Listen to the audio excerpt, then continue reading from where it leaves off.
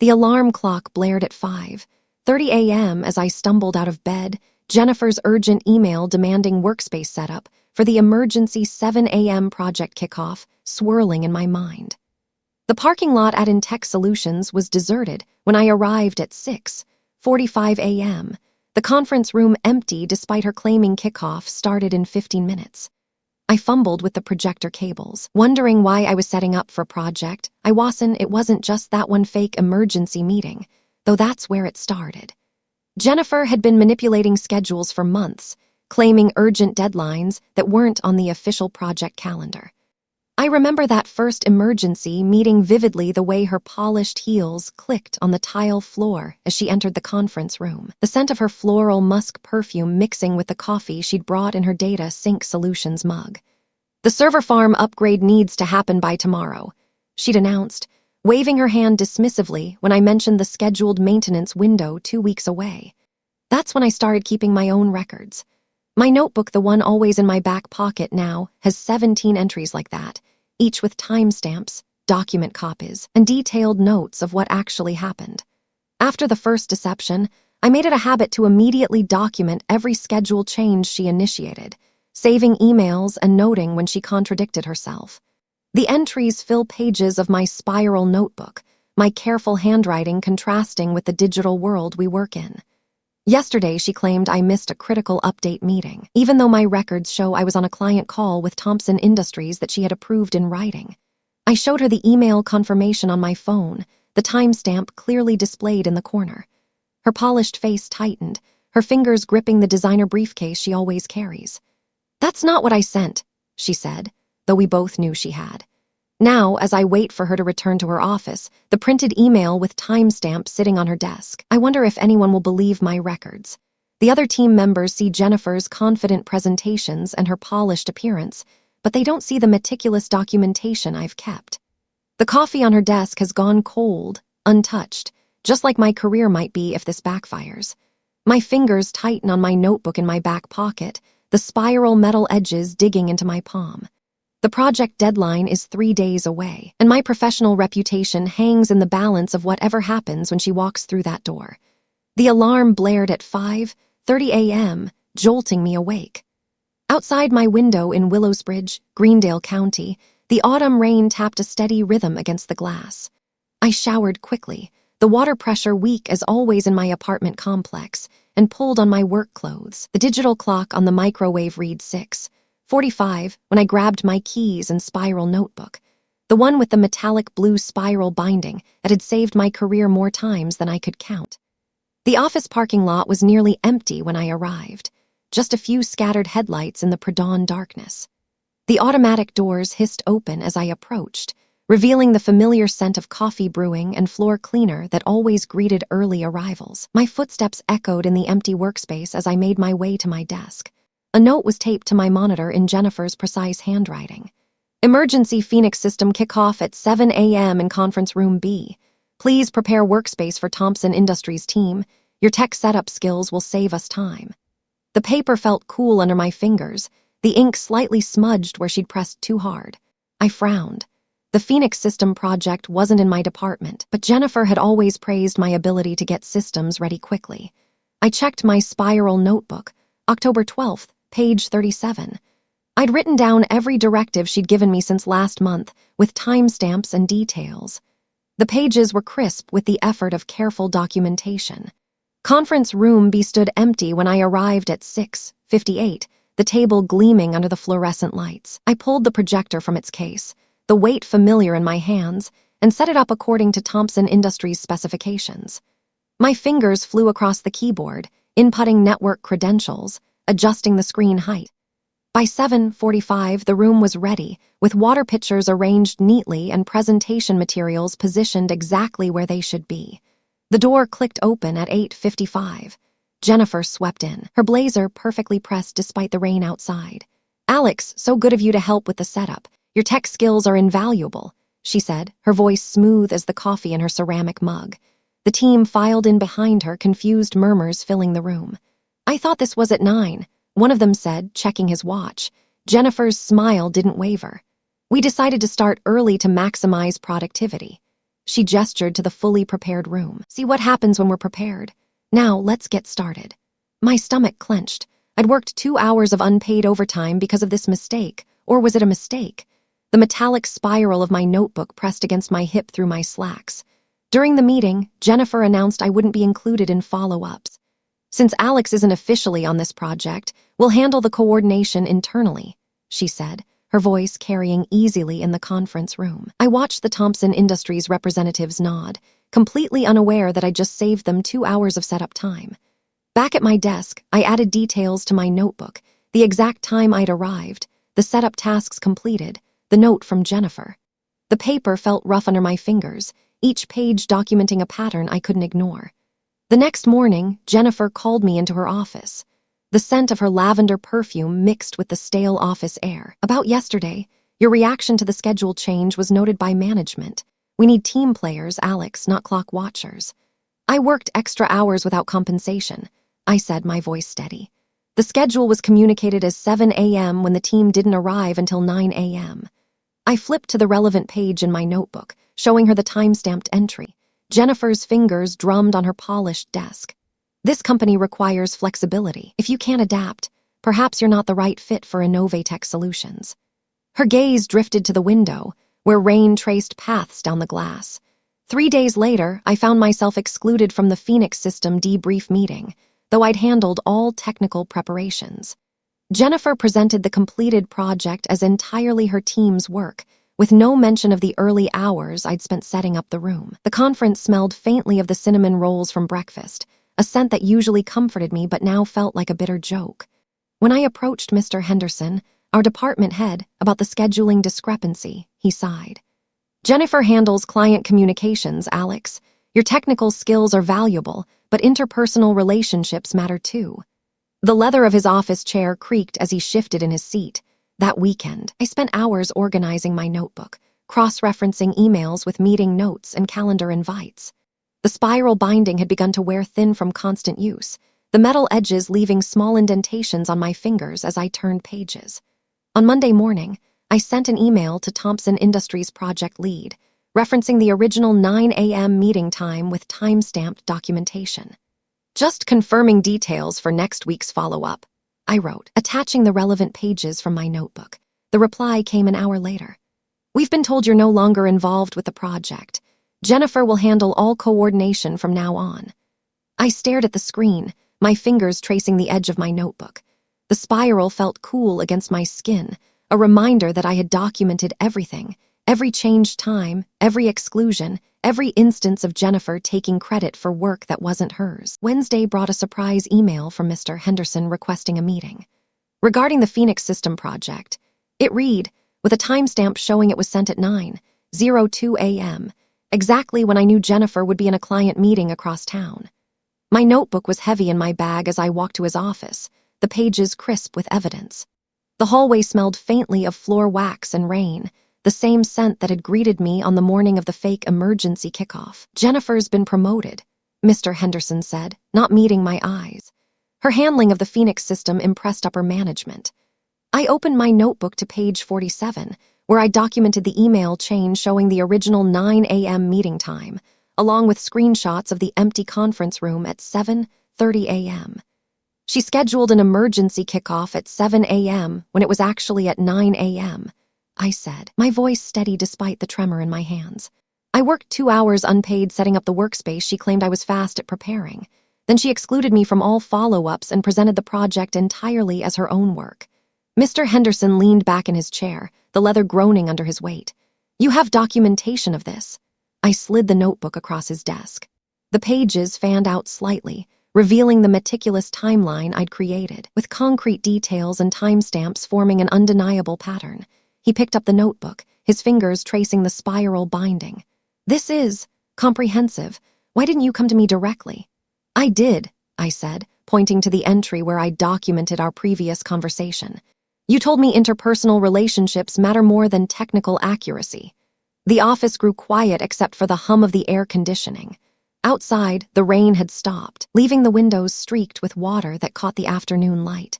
2 days later, I received an email from HR.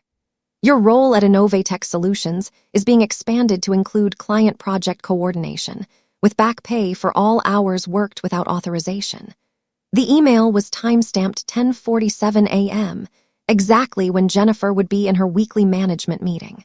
I opened my notebook to a fresh page, adding the resolution to the Phoenix system timeline. The spiral felt cool against my fingers as I wrote. In the margin, I noted the new policy change regarding scheduling and compensation, something the company had implemented based on my documentation. As I closed the notebook, the metallic spiral clicked shut, a sound that had become the soundtrack to my professional life. In the silence of my office, I could almost hear the pages whispering a truth that documentation always reveals. Patterns don't lie, even when people do. The immediate meeting request from Jennifer sat in my inbox, marked urgent, while her calendar clearly showed her a doctor's appointment across town. The autumn sun cast a golden glow through my office window as I opened her email. Her words, critical security concerns that need immediate attention, contradicted her own schedule. Something felt off, the kind of discrepancy I'd documented so many times before in my spiral notebook. The scent of coffee from the break room wafted through the air, mixing with the crisp autumn breeze coming through the slightly cracked window. My fingers hovered over my keyboard, then moved to the archive folder in Thompson Industries' email system. I searched for previous instances where Jennifer had claimed urgent meetings only to be unavailable. The screen glowed in the dimming light, the cursor blinking rhythmically as it loaded search results. A clock on the wall ticked steadily, each second feeling longer as I waited for the archive to load. Then I found it. An email chain from 3 months ago, titled Server Maintenance Rescheduled. Jennifer had sent a message to the entire team confirming a meeting time of 2:00 p.m. 30 minutes later, she sent another email to senior management claiming she had informed everyone the meeting was rescheduled to 4:00 p.m. due to unexpected conflicts. Her original email, timestamped and copied to everyone, proved otherwise. The meeting had always been at 2:00 p.m. She hadn't made a mistake, she had deliberately manufactured a conflict. My breath caught in my throat. The coffee from my mug grew cold on the desk beside me. Outside, a car door slammed in the parking lot, but I barely heard it. This wasn't an isolated incident. This was a pattern. My fingers trembled slightly as I saved the email chain to a separate folder with today's date. The metallic edge of my notebook pressed against my thigh as I reached for it. I knew now that what I had been documenting wasn't just confusion or oversight. It was a carefully constructed deception. The pages in my notebook weren't just observations anymore. They were pieces of a puzzle that was finally starting to form a picture. Now, with undeniable proof in my hands, the question wasn't whether Jennifer had been manipulating the schedule. It was how I could present this evidence in a way that management couldn't ignore. The alarm blared at 5:30 a.m. that Tuesday, the fluorescent light from my night table cutting through the darkness. I stumbled out of bed, my feet hitting the cold hardwood floor. Outside, autumn had painted the maples in red and gold, but the chill in the air made me regret my light jacket. My car's heater blasted as I drove through the quiet streets of Westwood toward Northgate Tech Solutions, arriving at 6:45 as Jennifer had insisted was necessary. The infrastructure upgrade requires emergency prep. Her email had read, capitalizing every word. Arrive by 7:00 sharp, no exceptions. My breath fogged the cool air as I swiped my keycard at the front door. The office smelled like stale coffee and industrial cleaner, the silence broken only by the hum of the servers in the basement. I moved through the empty workspace, setting up the conference room projector and testing the network connections. By 7:20, everything was ready, cables neatly routed, presentation loaded, chairs arranged in a perfect semicircle. My hands were cold from touching metal equipment components, but my forehead felt damp from rushing. At 7:45, Jennifer breezed in, dropping her designer briefcase by the door with a thud. Her perfectly tailored blazer looked crisp while I still had bedhead and wrinkled clothes. "Good, you're here early," she said, not making eye contact while checking her reflection in the black glass conference table. The vendor called. The emergency kickoff's been moved to 9 a.m. My stomach clenched. "You said this was urgent. I came in 2 hours early." She waved dismissively. "We needed the workspace prepared beforehand. You're always fast with tech setups, so I figured you wouldn't mind getting a head start." The smell of her expensive perfume filled my nostrils as she leaned closer. Since you're already here and the setup's done, you might as well stay and help the team. I'm not on the infrastructure project team, I said, my voice tighter than I intended. And this was supposed to be paid prep time for an emergency. She laughed, a short, sharp sound. Don't be so literal, it's just helping out since you're already here. She tapped her watch. I have to grab coffee before the meeting. Try not to look too lost when Thompson Industries arrives. The next hour dragged by. I paced the empty conference room, my shoes squeaking on the polished floor. Outside, the sun rose higher, casting long shadows through the windows. By 8:45, I was still the only one there, checking my phone every 30 seconds. When the team finally arrived at 8:55, I was slumped in a chair, my jaw aching from clenching it.